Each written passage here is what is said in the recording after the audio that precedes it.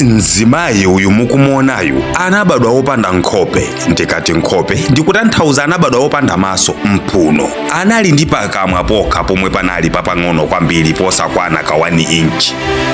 Komano ndi chani chinachitika kuti munthu ameneyu abadwe wopanda nkhope motere? Mzimayi ameneyu ndi ndani? Na ndani upofika palero moyo wake wa tsiku ndi tsiku uli motani? Ndine Dini Studios, khalani pompo pomwe nkhani ikupitirira. Osayiwala kupanga like, kuyika comment mukamva nkhani. Amina ndiye dzina lake, wa zaka 76 zakubadwa, ochokera mmuzi wina dziko la Burkina Faso. Amina anabadwa kuchokera mwa mayi ena dzina lawo Mariam. Amayiwa anali ndi pathupi zabwinobwino monga muja momwe azimayi oyembekezera akhalira kumadikirira miyezi 9 kuti alandire mphaso yochokera kwa Mulungu. Ndipo nthawi yochira itakwana anapita ku chipatala komwe anabereka mwana wovuta kumufotokoza m'maonekedwe ake. Mwanayu anatchedwa dzina lake Amina.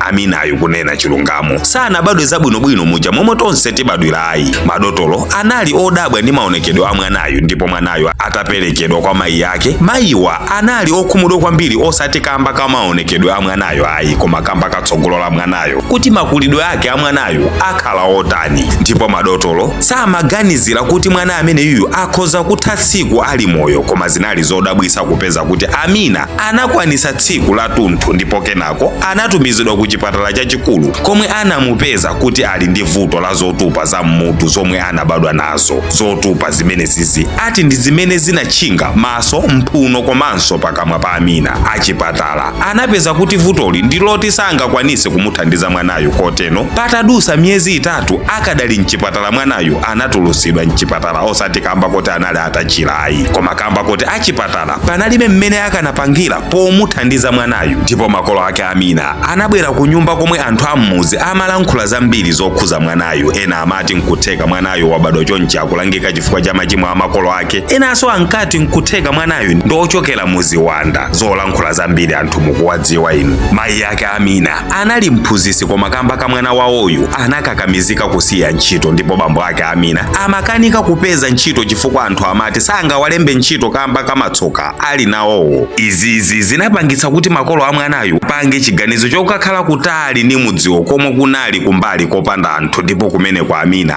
anakula moyo wayekha ozipatula opanda ocheza naye. Amina anakula ndi moyo wa umphawi opanda omuthandiza. Anthu komanso ana amati akamuona Amina amamuthawa, komanso pena kumamugenda ndi miyala. Mukudziwa inu zochitika za ana izi zimapangisa Amina kukhala kutali ndi anthuwa pozitalikisa yekha. Izinso zimamupasa Amina mafunso chifukwa sankadziwa kuti anthu enawo amaoneka motani, komanso iyeyu mwini ndi ooneka bwanji. Ndipo patadusa zaka zambiri, mu chaka cha 2024 kagulu ka ophunzira ena pa university ina omwe amasaka nkhani zoziziswa ndi nkhani zochitika mu dziko anafika pa mudzipo, ndipo anthu anawauza kuti panali mzimayi yemwe wakhala zaka koma alibe nkhope, mphuno komanso maso. Anthuwa amaona ngati akungonena, ndipo atafika kwa Amina anali ozizwa ndi maonekedwe a Amina, ndipo anamupempha kuti ngati nkotheka anthuwa amujambule komanso kulemba nkhani yake, ndipo zinatheka. Nkhani ya Amina inapita patali pa intaneti pomwe kunapezeka anthu ena anamutengera ku chipatala komwe atamujambula anapeza kuti anachedwa naye, koma akanakhala kuti anali wachichepere zikanatheka kumupanga surgery.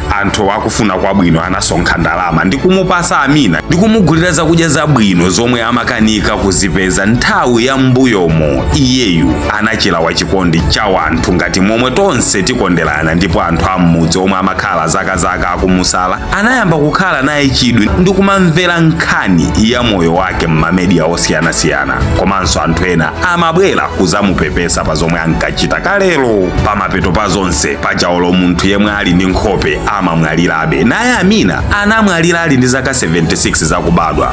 Mulungu akati achite zodabwisa zake ndithu. Panganiko ni share nkhani ya Amina.